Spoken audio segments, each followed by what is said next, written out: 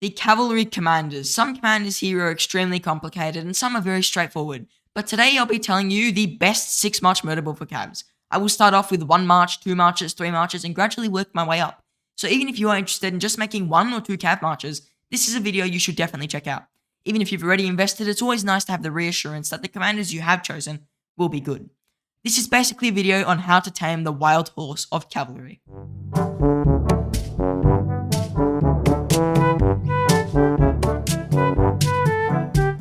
So if we start off with the first march, you're obviously going to have to get Nevsky. He is the best commander all round no matter what. Nevsky's active skill is crazy, 2300 damage factor, and he has a debuff depending on how much he's being surrounded, so it's up to like 50 something percent, so I really would say that's a powerful debuff.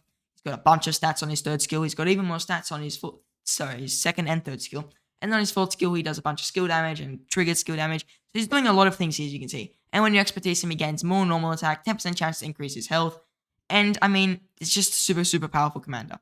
So Nevsky is very powerful and is certainly a commander you'll be definitely using 100% as your first march. To go with the Nevsky, there are 2 options. If you have a Minamoto and you've double relicked your Minamoto, so if you relic your Mina to 2 times, that means you get both relics. That is definitely a very cheap march and a very usable march, especially for a first march. You're getting 60% of stats, which is 30% defense and 30% attack. Certainly a stupidly powerful march. It's actually the best Cav rally at the moment. Somehow Mina has made a comeback in rallies. Insane how good his relic is. So running Nevsky with Minamoto is the best option you can if you don't want to go for a Joan Prime, who is the other option. I think Joan Prime is better for the field purely because she does have that double active skill AoE, which is insane. It's 4000 damage factor in 1 turn. Stupidly insane right there. She's also buffing her other marches ever slightly. It's nothing too insane, but she is buffing them. And then she's also got a fair amount of stats here and a lot of march speed. I really like Joan Prime's march speed. On her third skill, she gains a bit more stats and a bit more damage and stuff.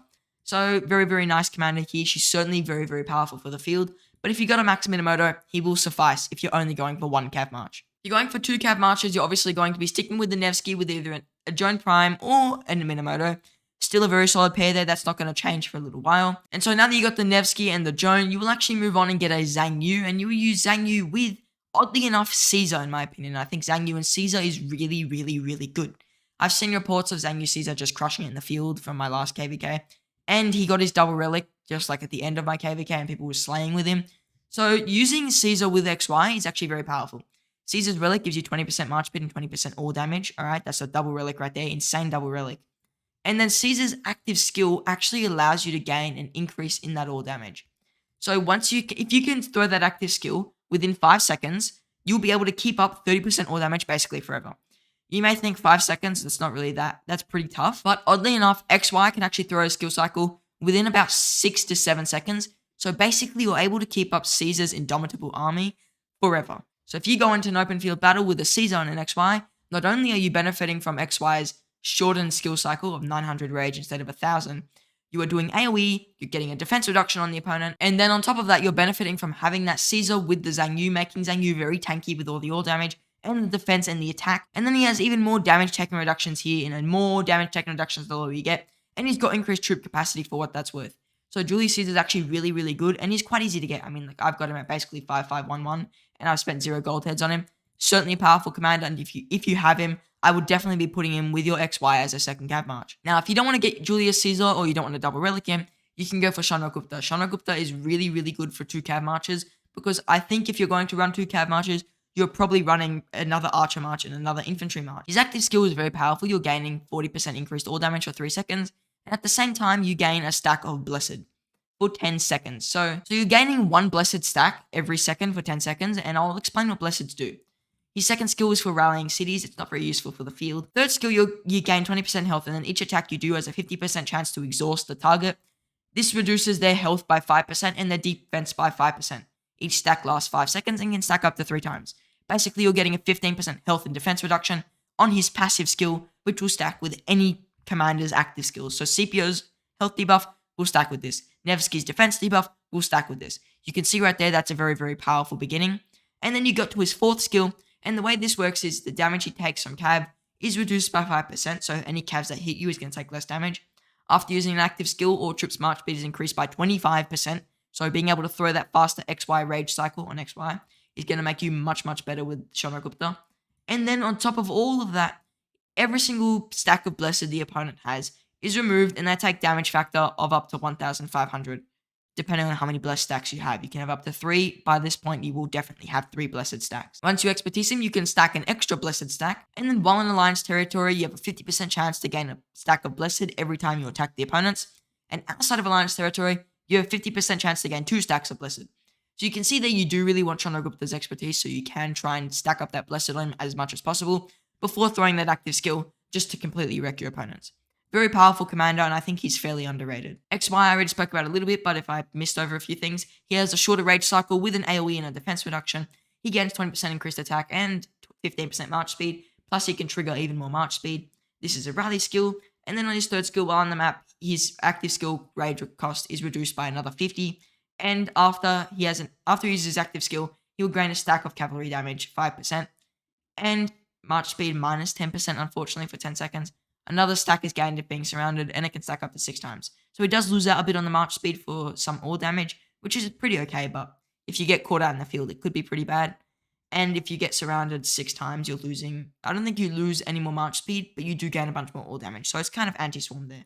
Expertise, you deal extra 10% skill damage, which is nice. And when troops have gained a rage buff for more than one turn, their skill damage will increase by 10% for 3 seconds.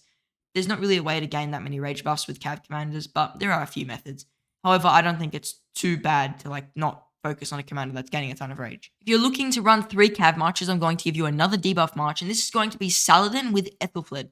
Ethelfled and Saladin is really, really powerful. Ethelfled's debuff is insane, 30% reduction to every single stat. She's also got a slow effect, and whenever the opponents are slowed, she deals 20% increased all damage. The best part about this is Saladin, a tanky primary commander, also has a slow debuff, so basically they're going to have that 20% all damage up for a very, very long time. To boost that even more, Ethelfled's slow debuff is in a passive skill slot, while Saladin's is in an active skill slot. So they can stack and they don't have to overlap or anything, none of that is affected.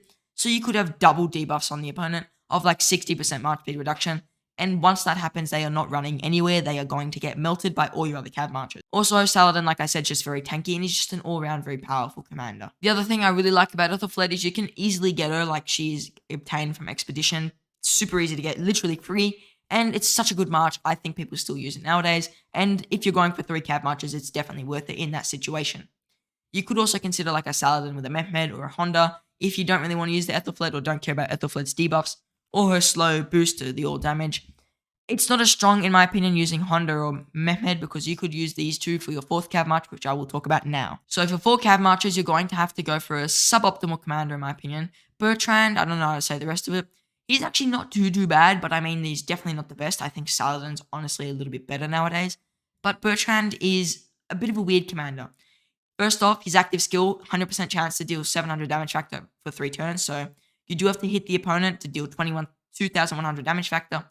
And you also reduce their rage each turn by 20, so a rage reduction of 60. Then you gain 10% increased attack, health, you gain 10% increased march speed, and you take 5% reduced all damage from everything outside of Alliance territory. I don't know if this is all outside of Alliance territory, or if it's also within Alliance territory and only the all damage is outside of Alliance territory. Doesn't really specify too well. I'm presuming it's only the all damage though. Third skill is Rally. 4th skill, he gains 20% increased defense, chance to heal, that's not too amazing. And then his Expertise, 5% skill damage reduction, so that's really nice, and deal a revenge skill damage of 400 upon taking skill damage, can trigger at most once every 5 seconds. So, fairly tanky commander here. He's actually got a lot of damage factor on his active skill, but he's all damage. He doesn't have too much going for him. His rage reduction's not amazing. And with Bertrand, I would either put Honda Tadakatsu to make him a little bit faster, make him a little bit more tanky, especially on that Expertise on Honda. Honda's also just loaded with stats and has amazing AoE. So I really do like Honda with Bertrand. I think it's a fairly good 4th march, and it's something I think most players should consider. And if you don't have Honda, you can obviously go for a double relic Mehmed, and I think that's a pretty good 4th march for Cavalry. Another option for 4 marches is actually going for Attila and Decatur. It is a bit of an oldie but goodie in my opinion. It still holds some value nowadays. It's not as powerful as it used to be, obviously. But if you're going for 4 marches, you kind of have to go for those slightly weaker commanders, and it's the best option you've got. I also think if you don't have a Takeda and you've got Ragnar very close to max, already max somehow, you could go with Attila and Ragnar. Double relic Ragnar is basically the same as an Attila, so that's certainly powerful. One thing to note, Attila has no skill damage, and apparently he really benefits from attack. That's what I've heard at least. So maybe try and go for a little bit more attack-oriented gear if you're going with an Attila. But I'm not too sure if that's true. I just heard it from someone. If it is, let me know in the comments because I am quite interested on that. Ragnar is kind of just like a Takeda, except I don't think he heals. I think Takeda does heal at some point. So he's basically, yeah, Takeda heals. The only difference is Ragnar doesn't heal. And I think that's kind of better anyway, so you're not really getting wrecked by Gilgamesh. So for marches, you will run a Nevsky Joan. You will run that XY with either Caesar or Chandragupta. You will run a Saladin with an Ethelfled or a Mehmed or a Honda. And you either run an Attila and a Takeda or a Bertrand and a Mehmed or a Honda, whichever one you didn't use on your third march, or if you just used Ethelfled, you pick and choose. With 5 marches, you will run an Alexander Nevsky with a Joan Prime. You will still be running the XY with either Caesar or Chandragupta. You will still be running Saladin with either Mehmed or Honda. And you will still be running Attila Takeda, or you will be running Bertrand with Mehmed or Honda. 5th march, you will just pick whichever march you didn't choose for your 4th march. So if you didn't choose Attila and Takeda for your 4th Cav march, you will choose Attila and Takeda for your 5th Cav march. If you didn't choose Bertrand and Honda for your 4th Cav march, Bertrand and Honda will have to be your 5th Cav march. You could also consider William to go with your Bertrand. William's got a nice AoE and he's just another Cav commander. But I think it's kind of easier to get those other commanders that I mentioned, especially Mehmed. And I think Honda holds more value than William nowadays because Honda can be taken on with any other commander and it's going to trade fairly alright. For 6 Cav marches, the final tier of cavalry marches, I won't be going to 7 because they get really trash. You'll be looking at Alexander Nevsky with a Joan Prime or a Minamoto, preferably with Joan Prime. At 6 marches, you're whaling anyways. You may as well go for Joan Prime. Your 2nd march, you'll still be sticking with the XY with Chandragupta or Caesar, depending on who you prefer. 3rd march, you will preferably want the Saladin with the Ethelfled just to get as many debuffs as you can. 4th march, you'll get Attila and Takeda. I think it's just very, very powerful. You could obviously still consider Ragnar over Attila. For the 5th march, you will go for a Bertrand with a Honda. I don't think Mehmed's as good for Wales. And I mean, Honda is not really going to lose that much value. You can kind of put him with any commander, even if you give up on Bertrand at some point, because Honda is just that generic. Could consider Honda with William, but it's going to complicate things a little bit further. And then for your 6th Cav march, there are a few options. You've got leftover, if you didn't put your Minamoto with your Nevsky, you've got Minamoto leftover, you've got Khan leftover, and you've got William leftover. They're the 3 commanders that you have left. I think Minamoto is a must-have in almost every Cav murder ball, and I just thought I would save him for that 6th march. You could consider slotting him in with any of the other marches I recommended, like you could use Bertrand with Minamoto, and I don't think it would be too bad. But for that 6th march, you're going to have the Minamoto, and I think preferably you would want that Minamoto with the William. I think that's not going to be too bad of a march. I think it would trade okay. You'd probably want to run that Minamoto as the primary just to benefit from that skill tree, since William does have the attack tree and it's not as good. William has a nice AoE, like I said, he's got a bunch of stats, so I like William, and I definitely like Minamoto's debuffs, and he's got crazy active skill damage, especially if you expertise him. Now, if you did enjoy this video, I just want to say they take hours for me to make. Like, this video is taking about 2 hours now. I'm recording this almost post-editing because I kind of messed up the outro. All I ask in return is, guys, please subscribe. I'm trying to reach 1,000 subscribers by June, and we are on track to hit it if everyone in this video subscribes. I do thank you for watching, and I hope to see you in the next one.